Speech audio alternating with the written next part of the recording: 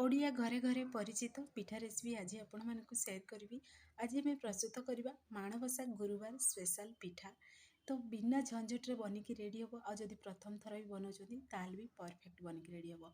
अधिका परिश्रम करने को भी पड़ोनी कहीं गोटे पिठौरे आम 5 प्रकार पिठा आज बनईकी रेडी करवा। सकाळर व्यस्तता भितर जदि ठाकुर पूजा करने को लेट हो जल्दी बनइबार किसी अच्छी ताहले एही रेसिपीटी आपण मानक पई थरे जदि बनईकी देखंतु केते बढ़िया पूरा स्पंजी बा तुला परी नरम पिठारे बनिकी रेडी हम। खाइबा भी बहुत स्वादिया लगे। फुल वीडियो को वाच करंतु। आशा करुच्ची आज वीडियोटी आपण मानक पसंद आसीबो।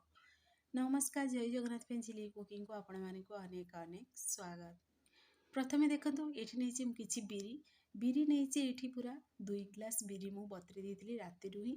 पुणी नहीं देखो किसी चाउल भी नहीं चाउल को भी बतरी देती। केवल ए गोटे पिठौरे ही आम आज प्रस्तुत करवा बिरी चाउलर पिठौरे। तो पुणी थे देखूँ ये मु चाउल पूरा 4 ग्लास बतरी चाउल 4 ग्लास बतरी आ बिरी बतरी टोटाल ये 2 ग्लास बिरी। तो अरुआ चाउल आज आम प्रस्तुत करवा अरुआ चाउल बिरी रे पिठा प्रस्तुत करवा।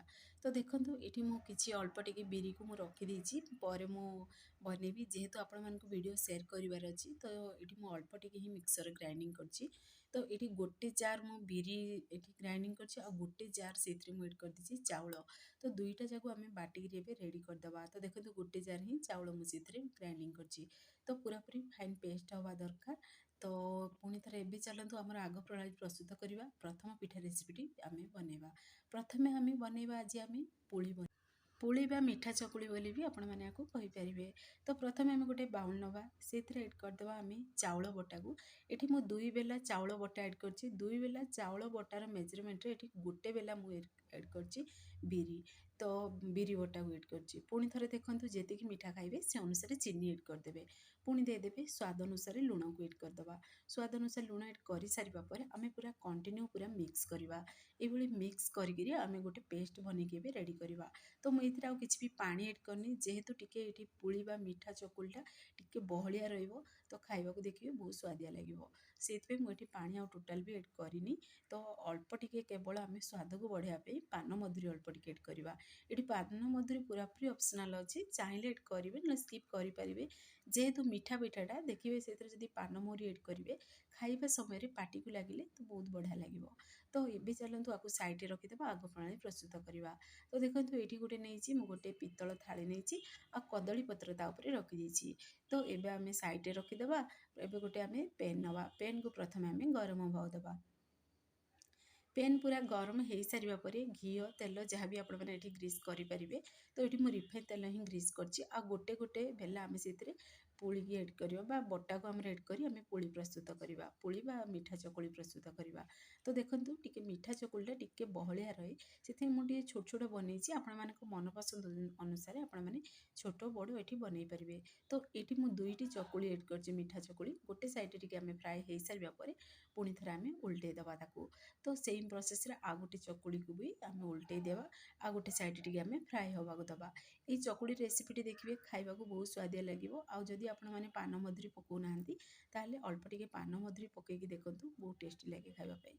तो ये कौन करवा बनी सारापर पुणी थे आम कौन करवा से कदली पत्र रखीदे थाली रखीदे। तो सेम प्रोसेस रे आम ए सबूतक बनईकी रेडी करवा। तो देखो आ गोटे स्टेप भी आमर बनईकी रेडी हो सारा। टोटाल ये मुझे 5टी चकुली बनैली। तो आपण मानक वीडियोटा मुझे शेयर करने अल्प अल्प बनईकी देखी। तो मुझे ये बिरी बटा को रखीदेली। तो देखो पुली बनिकी आम रेडी भी हो सारा। एबे आम बनइबा चकुली। चकुली बनइबा भी देखो ये चाउल पिठौ नवा आम 2 बेला आउ सेम क्वांटिटी ही आ गोटे से आम बिरी बटा एड करदे गोटे बेला 2 बेला आम चाउल बटा को सब देखिए गोटे बेला बिरी जदि एड करेंगे परफेक्ट पूरा मेजरमेंट रही नरम भी बनब। आदि आपण मैंने संगे संगे आपको बाटिकी भी बनाऊँच ताहले भी देखिए आ रेस्ट कर रखा दरकार नहीं परफेक्ट बनिकी रेडी हम पूरापूरी स्पंजी बने। पुणी स्वाद अनुसार देदेबा लुण पुणी थे भलसे मिक्स करदे। जेहेतु आम चकुलीटा बनाऊँ टिके चकुली आणटा टिके देखिए पतला रही तो पतला पतला चकुली बनिकी रेडी हम। से मुझे अल्प टिके पानी को एड करदेली ଭଲସେ ଟିକେ ବଟାଟାକୁ ପୁରା ମିକ୍ସ କରି ଫେଣ୍ଟିଦେଲି। ତ ଏବେ କ'ଣ କରିବା ନା ପୁଣି ଥରେ ଆମେ ସେଇ ତାୱାରେ ହିଁ ଅଳ୍ପ ଟିକେ ତେଲକୁ ଗ୍ରୀସ୍ କରିଦେବା। ସେଇଥିରେ ଆମେ ଚକୁଳିର ସେପ୍ ଦେବା। ଯେହେତୁ ଚକୁଳି ବନାଉଛନ୍ତି ଟିକେ ମୁଁ ଏଠି ବଡ଼ ସାଇଜ୍ର ବନେଇଲି, ଦେଖନ୍ତୁ ଏଇଭଳି ପ୍ରୋସେସ୍ରେ। ଆଉ ଯେତିକି ଆପଣମାନେ ପତଲା ଖାଇବାକୁ ପସନ୍ଦ କରନ୍ତି କି ମୋଟା ବା ବହଳିଆ ଖାଇବାକୁ ପସନ୍ଦ କରନ୍ତି, ସେ ଅନୁସାରେ ଆପଣମାନେ ଏଠି ଚକୁଳି ବନେଇ ପାରିବେ। ତ ଗୋଟେ ସାଇଡ଼୍ ଦେଖନ୍ତୁ ଟିକେ ଫ୍ରାଏ ହେଇସାରିବା ପରେ ପୁଣି ଥରେ ଆମେ ଓଲଟେଇ ଦେବା। ଆଉ ଗୋଟେ ସାଇଡ଼୍ଟା ଟିକେ ଆମେ ସିଝିବାକୁ ଦେବା। ତ ଦେଖନ୍ତୁ ଏଭଳି ପ୍ରୋସେସ୍ରେ ଆମେ ବନେଇକିରି ସବୁତକ ରେଡ଼ି କରିବା। ତ ପୁଣି ଥରେ ଆମେ ସେଇ ପ୍ଲେଟ୍ରେ ରଖିଦେବା। ତାପରେ ଆଉ ଗୋଟେ ଷ୍ଟେପ୍ ବନେଇକି ରେଡ଼ି କରିବା। ତ ଦେଖନ୍ତୁ ସେମ୍ ପ୍ରୋସେସ୍ରେ ତେଲ କି ଘିଅ ଟିକେ ଗ୍ରୀସ୍ କରିଦେବେ। ତାପରେ ଗୋଟେ ବେଲା ସେଇଥିରେ ଏଡ୍ କରିକିରି ଯେତିକି ଆପଣମାନେ ପତଲା ଖାଇବେ ସେମ୍ ପ୍ରୋସେସ୍ରେ ବନେଇକି ରେଡ଼ି କରିବେ। ତ ପୁଣି ଥରେ ଆଉ ଗୋଟେ ସାଇଡ଼୍ ଟିକେ ସିଝିବାକୁ ଦେବା, ତାପରେ ଓଲଟେଇ ଦେବା। ତ ଦେଖନ୍ତୁ ବିନା ଝଞ୍ଝଟରେ ବନିକି ରେଡ଼ି ହେବ। ପୁରା ଆପଣମାନେ ଏଠି 15-20 ମିନିଟ୍ରେ ସବୁ ପ୍ରକାର ପିଠା ବନିକି ରେଡ଼ି କରିପାରିବେ। ତ ଦେଖନ୍ତୁ କେତେ ବଢ଼ିଆ ପୁରା ପତଲା ଆଉ ନରମ ନରମ ପିଠା ବନିକି ରେଡ଼ି ହେଇଛି। ଆମେ ସଙ୍ଗେ ସଙ୍ଗେ ବିରି ଚାଉଳକୁ ବାଟିକିରି ବନେଇଲେ, କିନ୍ତୁ ଦେଖନ୍ତୁ ତୁଳା ପରି ପୁରା ନରମ ବନିଛି। ତ ଏଠି ଆମର ପରଫେକ୍ଟଲି ପୁରା ମେଜରମେଣ୍ଟ ଅଛି। ତ ଏବେ କ'ଣ କରିବି ନା ମୁଁ ଆକୁ ରୋଲ୍ର ସେପ୍ ଦେଇକିରି ଏଇଭଳି ପୁରା ପିଠାକୁ ରଖିଦେଇଛି ସାଇଡ଼୍ରେ। ପୁଣି ଥରେ ଦେଖନ୍ତୁ ଆମେ ଏବେ ବନେଇବା, ଯେହେତୁ ଆମର ପୁଳି ହେଇସାରିଲା, ଚକୁଳି ହେଇସାରିଲା। ତ ଏବେ ଆମେ ଏଇ ସମୟରେ ଆମେ ବନେଇବା ଆମେ ଚିତଉ ପିଠା। ଚିତଉ ପିଠା ବନେଇବା ପାଇଁ ଏଠି ବିରି ଆମେ ନେବାନି, କେବଳ ଦେଖନ୍ତୁ ଏଠି ଚାଉଳ ବଟା 2 ବେଲା ନେଲି। ସେଇଥିରେ ସ୍ୱାଦ ଅନୁସାରେ ଦେଇଦେବେ ଲୁଣ ଆଉ ଗରମ ପାଣି ଏଡ୍ କରିବେ। ସବୁବେଳେ ଦେଖିବେ ଚିତଉ ପିଠା ଯେତେବେଳେ ବି ବନେଇବେ ଗରମ ପାଣି ଯଦି ଏଡ୍ କରିବେ, ତାହେଲେ ଦେଖିବେ ଆପଣମାନେ ଯଦି ସଙ୍ଗେ ସଙ୍ଗେ ବି ଚାଉଳକୁ ବାଟିଛନ୍ତି ନା, ତାହେଲେ ବି ସେ ନରମ ବନିବ ପିଠାଟା ଆଉ ଖାଇବାକୁ ବହୁତ ସ୍ୱାଦିଆ ଲାଗିବ। ଏ ଚିତଉ ପିଠାଟା ପୁରାପୁରି କ୍ରିସ୍ପି ବନେ, ଖାଇବାକୁ ପୁରା ଟେଷ୍ଟି ବି ଲାଗେ। ତ ଆପଣମାନେ ଏଇ ତରିକାରେ ବନେଇକି ଦେଖନ୍ତୁ। ଆଉ ତାର ପିଠଉଟା ପୁରାପୁରି ପତଲା ରହିବ। ତ ଦେଖନ୍ତୁ ମୁଁ ଆଉ ପୁରା ମିକ୍ସ କରିସାରିବା ପରେ ପୁଣି ଥରେ ଆଉ ଟିକେ ପାଣି ଦେଇଦେଲି। ତ ଏବେ ଆମେ ପୁଣି ଥରେ ଟିକେ ମିକ୍ସ କରିଦେବା। ତ ଦେଖନ୍ତୁ ଆପଣମାନଙ୍କୁ ଦେଖାଉଛି ମୁଁ। ତ ଏଇଭଳି ପିଠଉଟା ରହିବ। ଫ୍ରେଣ୍ଡସ୍, କହିବା ସମୟ ଟିକେ ଟିକେ ପାଟି ଲାଗୁଛି, ଟିକେ ଆଡ଼ଜଷ୍ଟ କରିବେ। ତ ଏଇଭଳି ପ୍ରୋସେସ୍ରେ ମିକ୍ସ କରିସାରିବା ପରେ ଏବେ ଆମେ ପୁଣି ଥରେ ସେଇ ତାୱାଟେ ହିଁ ନେବା। ସେଇଥିରେ ଆମେ ପୁଣି ଥରେ ତେଲକୁ ଟିକେ ଗ୍ରୀସ୍ କରିଦେବା। ଆମେ ସେଇଥିରେ ଏଡ୍ କରିଦେବା ଏବେ ପିଠଉକୁ। ତ ଦେଖନ୍ତୁ ଏଇଭଳି ପ୍ରୋସେସ୍ରେ ଆମେ ହାଫ୍ ବେଲା ସେଇଥିରେ ନେବା। ଆଉ ପୁଣି ଥରେ ଦେଖନ୍ତୁ ଏଇଭଳି ପ୍ରୋସେସ୍ରେ ସେଥିରେ ଏଡ୍ କରିବେ। ତ ଏଇଭଳି ଯେଉଁ ଜାଲି ଗୁଡ଼ାକ ଦେଖାଯାଉଛି ନା, ବହୁତ ବଢ଼ିଆ ଲାଗେ ପିଠାଟି ଖାଇବା ପାଇଁ। ଆଉ ପୁରାପୁରି କ୍ରିସ୍ପି ବନିବ ପିଠାଟା। ତ ଏବେ ଆମେ କଭର୍କୁ ଟିକେ ବନ୍ଦ କରିଦେବା। ଏଇଭଳି ବନ୍ଦ କରିବା ଦ୍ୱାରା କଭର୍କୁ ଜଲ୍ଦି ପିଠାଟା ସିଝିଯିବ ଆଉ ପୁରା ଦେଖନ୍ତୁ କ୍ରିସ୍ପି ବି ରହିବ ଆଉ ଖାଇବାକୁ ବି ସୁଆଦିଆ ଲାଗିବ। ତ ଦେଖନ୍ତୁ ପୁରା ଇଜି ପ୍ରୋସେସ୍ରେ ବାହାରି ପଡ଼ିବ। ଯେମିତି ଆପଣମାନେ ଦୋସା ଖାଉଛନ୍ତି ସେଇଭଳି ପ୍ରୋସେସ୍ରେ ପୁରା କ୍ରିସ୍ପି ବନେ ଆଉ ପୁରା ଦୋସାର ଟେଷ୍ଟ ଆସେ, ଖାଇବାକୁ ବହୁତ ସୁଆଦିଆ ଲାଗିବ। ତ ଚିତଉ ପିଠାଟି ବନିକି ରେଡ଼ି ହେଇସାରିଲା। ମୁଁ ତ ଏଇଭଳି ପତଲା ପତଲା ଚିତଉ ବନାଏ। ଆପଣମାନେ କେମିତି କ'ଣ ଚିତଉ ବନାଉଛନ୍ତି ମୋତେ କମେଣ୍ଟ ବକ୍ସରେ କମେଣ୍ଟ କରନ୍ତୁ। ତ ପୁଣି ଥରେ ଚାଲନ୍ତୁ ସେଇ ତାୱାରେ ହିଁ ଅଳ୍ପ ଟିକେ ପୁଣି ଥରେ ଗ୍ରୀସ୍ କରିବା। ସେମ୍ ପ୍ରୋସେସ୍ରେ ସବୁତକ ବନିକି ରେଡ଼ି କରିବା। ତ ଦେଖିବେ ଏଇ ପିଠାଟି ଯେତେ ପତଲା ବନେଇବେ ନା, ଖାଇବାକୁ ସେତେ ସୁଆଦିଆ ଲାଗିବ। ଆଉ ଯଦି ଟିକେ ଟେଷ୍ଟକୁ ବଢ଼ିବାକୁ ଚାହୁଁଛନ୍ତି ଆପଣମାନେ, ତାହେଲେ ଏଥିରେ ଯେତେବେଳେ ଚାଉଳକୁ ବାଟିଲେ ସେଇ ସମୟରେ ନଡ଼ିଆ ମିକ୍ସ କରିକି ଯଦି ବାଟିବେ, ଆହୁରି କଅଁଳିଆ ବନେ ପିଠାଟି ଖାଇବା ପାଇଁ ଆଉ ବହୁତ ସ୍ୱାଦିଷ୍ଟ ଲାଗେ। ତ କେବଳ ଚାଉଳରେ ବି ବନେଇ ପାରିବେ ଆଉ ନଡ଼ିଆ ଚାଉଳରେ ବି ବନେଇ ପାରିବେ ଏ ପିଠା ରେସିପିଟି। ତ ଦେଖନ୍ତୁ ଆଉ ଗୋଟେ ବି ବନିକି ଆମର ରେଡ଼ି ହେଇସାରିଲାଣି। ତ ଏଇଭଳି ଆମେ ସେମ୍ ପ୍ରୋସେସ୍ରେ ସବୁ ଚିତଉ ବନେଇକିରି ଏବେ ରେଡ଼ି କରିଦେବା। ମୁଁ ଏଠି ସବୁତକ ପିଠା 4ରୁ 5 ପିସ୍ ଲେଖା ବନେଇକି ରେଡ଼ି କରିଛି। ତ ଦେଖନ୍ତୁ ବନିକି ରେଡ଼ି ବି ହେଇସାରିଲାଣି ଆମର ଚିତଉ ପିଠା। ତ କେତେ ବଢ଼ିଆ ପୁରା ଇଜି ପ୍ରୋସେସ୍ରେ ସେମ୍ ବଟାରେ, ସେ ଗୋଟେ ବଟାରେ ଦେଖନ୍ତୁ ଆମେ କେତେ ଗୁଡ଼ା ବନେଇକି ରେଡ଼ି କରିସାରିଲେଣି। ତ ଏଠି କହିବାକୁ ଗଲେ ଚାଉଳ ବିରି ବଟା ଆମେ ଦୁଇଟି ବଟା କହିପାରିବେ, କିନ୍ତୁ ଦେଖିବେ ଚାଉଳ ବିରିକୁ ଆପଣମାନେ ମିକ୍ସ କରି ଗୋଟେ ଥର ବାଟିକି ବି ଏ ରେସିପିଟି ବନେଇ ପାରିବେ। କିନ୍ତୁ ପରଫେକ୍ଟ ମେଜରମେଣ୍ଟରେ ବନେଇବେ। ତ ମାନେ ଯେତିକି ଚାଉଳ ନେବେ ତାର ମାନେ ତାର ହାଫ୍ କ୍ୱାଣ୍ଟିଟି ସେଥିରେ ବିରିକୁ ଏଡ୍ କରିବେ। ତ ପୁଣି ଥରେ ଦେଖନ୍ତୁ ଏଠି ଯେହେତୁ ଆମେ ବିରି ବଡ଼ା ବନାଉଛନ୍ତି, ତ ଏଠି ଆମେ କ'ଣ କରିବା ନା, ଆମେ ସେଥିରେ 2 ବେଲା ଏଡ୍ କରିଦେବା ଆମେ ବିରି ବଟାକୁ।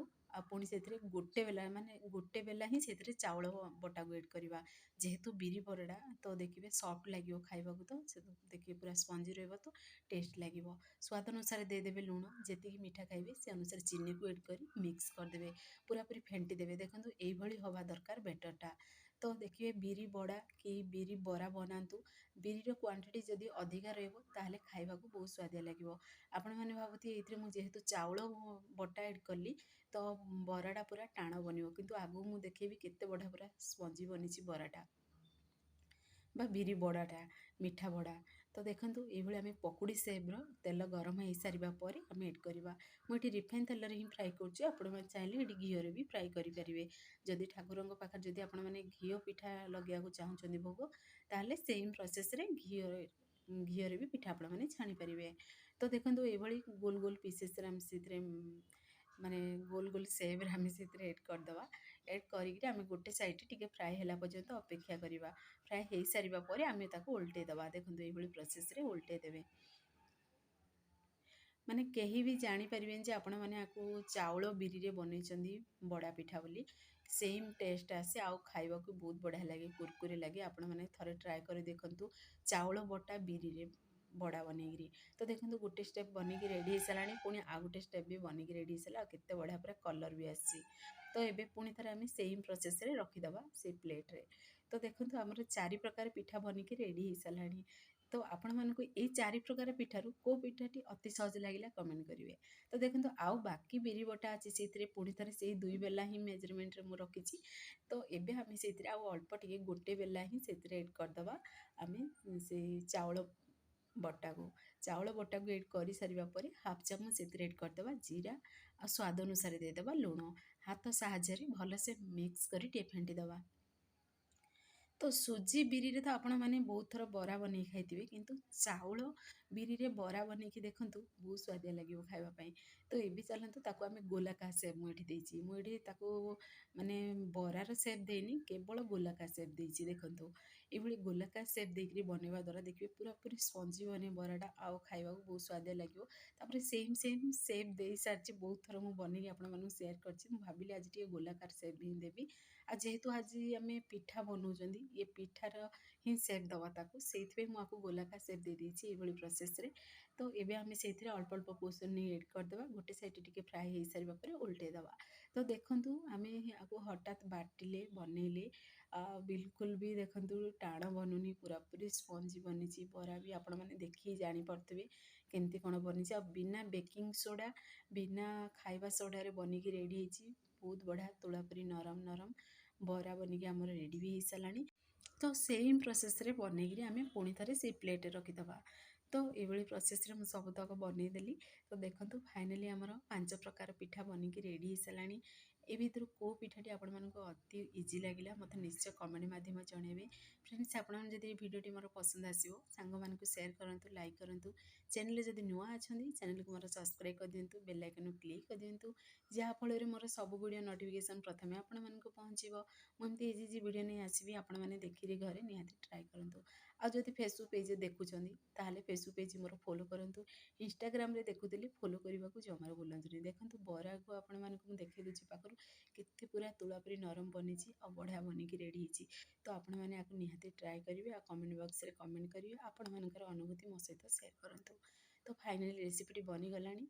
तो आपण माने ट्राई करंतु। से पर्यंत रहुछि, पुणी एक नया रेसिपी नै आसीबी। नमस्कार, जय जगन्नाथ।